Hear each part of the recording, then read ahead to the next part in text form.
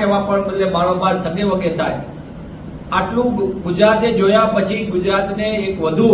માનવ જિંદગી સાથે ચેડા થાય તે પ્રકારની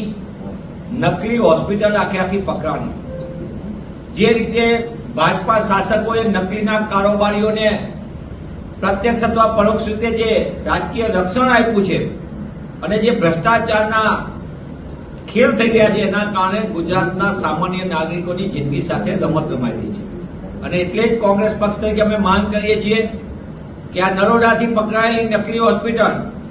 એવી ગુજરાતમાં કેટલી નકલી હોસ્પિટલો ધમધમે છે અને અસલી કેટલી છે એના માટે પણ સરકાર એક નીતિગત નિર્ણય વિધાનસભાનું સત્ર ચાલે છે ત્યારે કરે. સાથોસાથ સરકાર નકલી અધિકારીઓના નામે ગુજરાતના નાગરિકોને લૂંટ છેતરપિંડી કરનારા તત્વોના વરઘોડા ક્યારે કાઢશે એનું પણ ગૃહ રાજ્યમંત્રી શ્રી જણાવે. ગુજરાતમાંથી પીએમઓના નામે સંવેદનશીલ વિસ્તારમાં જનારા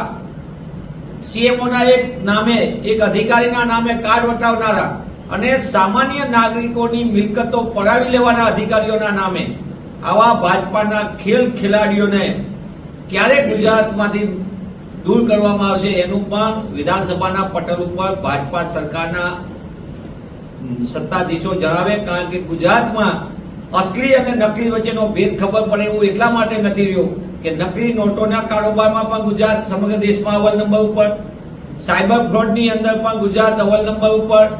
લોકોની છેતરપિંડી સાથે આર્થિક ગુનામાં પણ ગુજરાત અવ્વલ નંબર ઉપર હોય એ ભાજપા સરકારની ગુજરાતને જ્યારે ભેટ છે તેવા સંજોગોમાં માનવ જિંદગી સાથે ચેડા કરતા અને નાગરિકોની સલામતી સાથે ચેડા કરતા, નાગરિકોને ડર ને ભય કરીને લૂંટતા તત્વો ઉપર રોક લગાવે તો જ ગુજરાત સલામત બનશે.